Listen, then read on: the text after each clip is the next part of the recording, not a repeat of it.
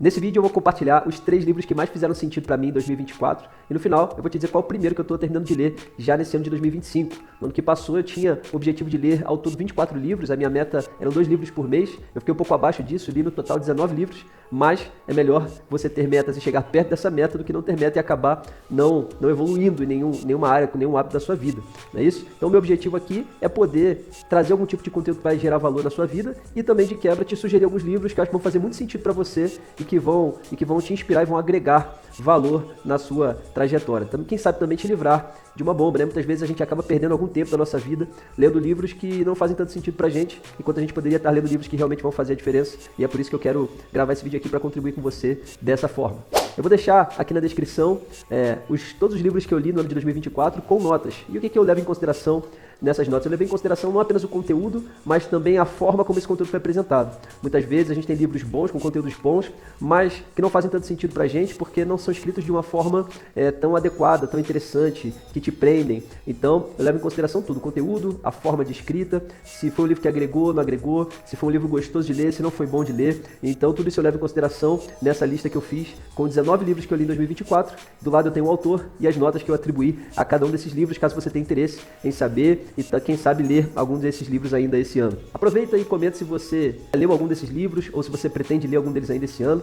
E quantos livros você leu no ano passado? Deixa aqui nos comentários para que a gente possa saber. Deixa eu me apresentar para quem não me conhece, eu me chamo Auli, sou pastor e o meu objetivo aqui no meu canal é poder te ajudar a ser mais parecido com Jesus, a ser um verdadeiro discípulo de Jesus que glorifica a Deus em tudo que você faz.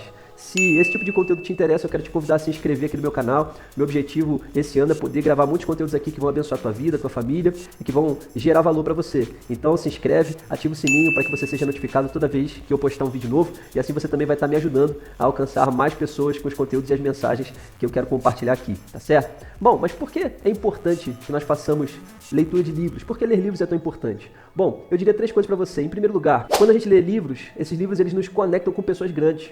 Nós somos influenciados pelo nosso meio, pelo nosso ecossistema, mas a gente sabe que nem sempre a gente tem acesso aos maiores da nossa área, aos grandes pensadores, aos grandes estudiosos, a pessoas que realmente podem gerar valor pra gente, mas através dos livros que essas pessoas escrevem, nós temos tempo de mesa com essas pessoas. Então, você que gosta, por exemplo, de investimento, você já pensou, você tem um tempo de mesa com Warren Buffett, que é talvez o maior investidor de todos os tempos, você pode se você ler o livro dele. Então assim é para tudo na vida, né? Você já pensou ter tempo de mesa com Jesus e poder conversar com Jesus? Você pode fazer isso através da leitura da Bíblia. Então, quando a gente lê, a gente está tendo acesso a um tempo, a uma comunhão, a uma conversa, a um contato com grandes pensadores. E é por isso que ler livros é realmente tão interessante. Em segundo lugar, quando nós lemos, nós aprendemos mais, nós aprendemos de uma maneira melhor. Por quê? Porque nós estamos recebendo um conteúdo de uma forma ativa.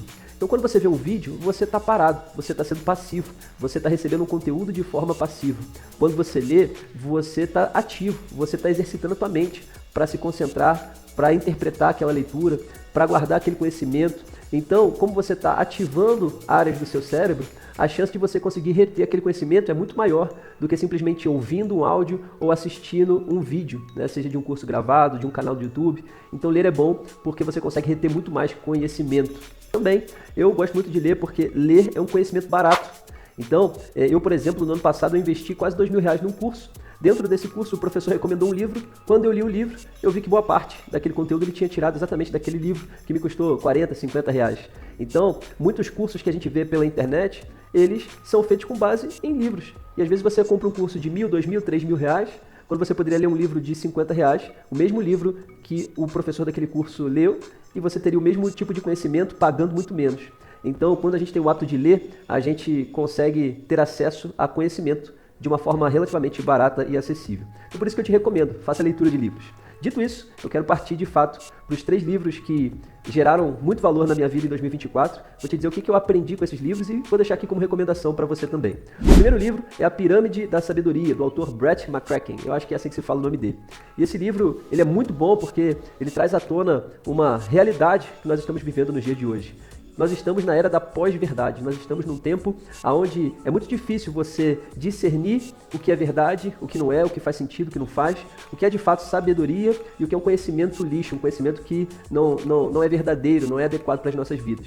Então a gente precisa saber, no meio desse bombardeio de informações, distinguir quais informações são importantes e geram valor para a nossa vida e quais informações a gente tem que manter longe da gente, afastado da nossa mente, do nosso coração, porque não vão gerar valor para a gente. Então nesse livro ele vai falar sobre essa dinâmica.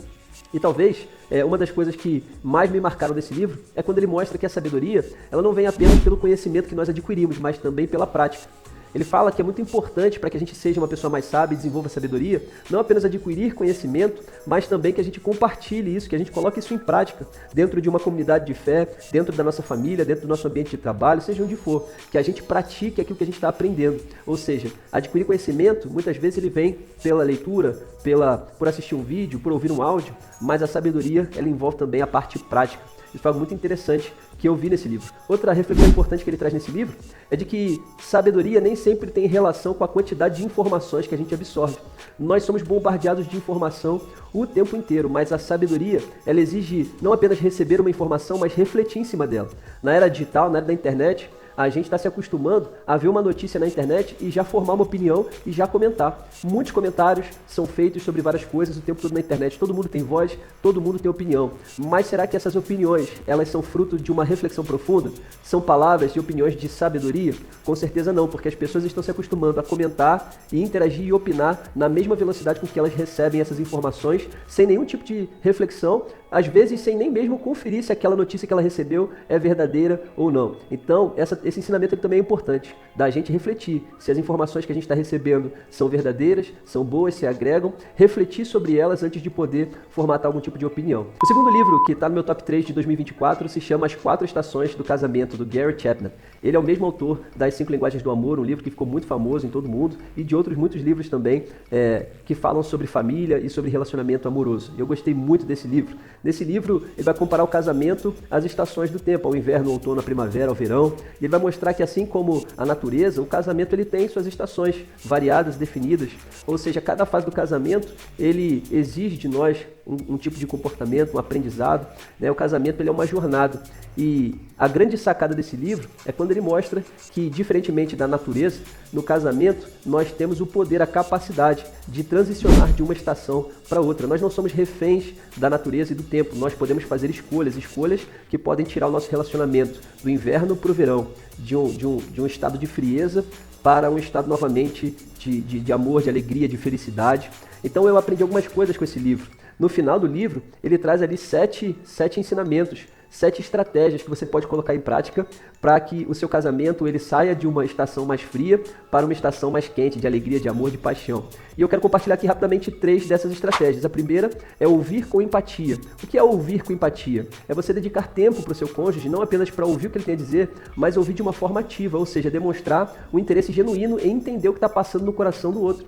Isso é muito importante. Como é importante a gente estar disposto a ouvir uns aos outros. Um dos maiores problemas que causam divórcios pelo mundo afora é a falha na comunicação. E a falha na comunicação ela acontece principalmente porque geralmente nós não estamos assim tão dispostos a ouvir uns aos outros. E a gente tem que ouvir com empatia. Isso também significa que a gente não tem que ouvir só o que está saindo pela boca da outra pessoa, mas ouvir também o que está no coração da outra pessoa. Quais são os sentimentos que estão por trás das palavras que estão sendo ditas. E isso é muito importante. A segunda estratégia, ele diz, ajude o seu cônjuge a ter sucesso. Nós somos parceiros no casamento. Um precisa somar na vida do outro. Um precisa impulsionar o outro em direção aos seus propósitos, aos seus projetos, aos seus objetivos. Então ele vai dizer 3 perguntas que nós podemos fazer nesse momento. Primeiro, o que eu posso fazer para ajudar você? Como que eu posso deixar a sua vida mais fácil? Como que eu posso ser um marido ou uma esposa melhor? E 4 maneiras práticas de ajudar o seu cônjuge a ter sucesso. Dê palavras de incentivo. Faça algo que dê apoio. Dê apoio emocional. Demonstre respeito pelo seu cônjuge. Então, esse livro é um livro que vai agregar muito no seu casamento. Vale a pena fazer essa leitura. Mas o terceiro livro que eu queria deixar aqui, do meu top 3, é o livro Persiga o Seu Leão, do Mark Batterson. Eu gostei muito desse livro. É um livro onde ele nos incentiva, ele nos traz uma reflexão bíblica profunda e nos incentiva a sonhar. E sonhar alto, a sonhar os sonhos de Deus e a perseguir os nossos sonhos. Talvez você não tenha grandes sonhos para a sua vida. Ou talvez você tenha sonhos que estão adormecidos. Sonhos que você deixou de lado porque em algum momento você foi levado a acreditar que esses sonhos não seriam possíveis de ser realizados. E nesse livro, o autor ele nos desafia a refletir sobre isso e a perseguir de fato os nossos maiores sonhos, porque eles podem se tornar reais. A frase que eu aprendi nesse livro que eu gosto muito é que se o seu sonho não te assusta, ele é pequeno demais. Será que os seus sonhos têm sido tão grandiosos a ponto de te assustarem? ao ponto de te causarem um certo constrangimento ao compartilhar com um amigo ou com um parente desse sonho, é muito importante que você sonhe coisas grandes. Ele vai dizer que no princípio Deus tinha um sonho de uma criação. Deus começou a criar e no sexto dia ele criou os sonhadores. Ele vai dizer que a capacidade de imaginar é exclusiva de quem carrega a imagem de Deus. A capacidade de sonhar é um presente de Deus para você. E os seus sonhos, os sonhos que você alimenta, são os seus presentes de volta para Deus. Outra coisa que eu aprendi nesse livro é que o tamanho do seu sonho limita o tamanho da sua realização. Se você não tem uma visão grandiosa, se você não sonha realmente sonhos relevantes para a sua vida, você não vai conseguir realizar coisas grandiosas. E é isso que Deus tem para nós.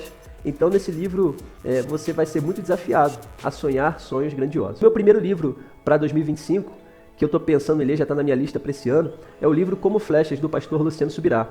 Eu recebi esse livro como recomendação e eu pretendo lê-lo ainda esse mês, porque eu tenho sonho de ser pai, tenho sonho de ter filhos, e eu tenho certeza que esse livro ele vai agregar valor para mim nesse sentido. É um livro que fala sobre paternidade, sobre criação de filhos, uma sabedoria familiar. E eu quero mergulhar nesse tipo de assunto esse ano. Assim como nesse ano eu também vou continuar focado não só na minha espiritualidade, mas também em como gerir melhor o meu tempo. Então eu tenho lido muitos livros nesse sentido, você vai ver na minha lista, e nós vamos ainda continuar lendo bastante esse ano, tá bom? Se esse vídeo fez sentido para você, te gerou valor de alguma forma, deixa uma curtida no vídeo, porque ele vai me ajudar a alcançar mais pessoas, e compartilha também nos seus grupos de WhatsApp, nas suas redes sociais, você pode me marcar e isso vai me ajudar bastante a alcançar mais pessoas com essa mensagem. Leitura é um conhecimento barato, que gera valor na sua vida, que te permite ouvir os pensamentos de grandes pensadores e estudiosos do nosso tempo. Fica a minha sugestão de livros para você que vão te abençoar. E comenta aí se você já leu algum desses livros e qual é o livro que você pretende ler esse ano ainda. Deus te abençoe.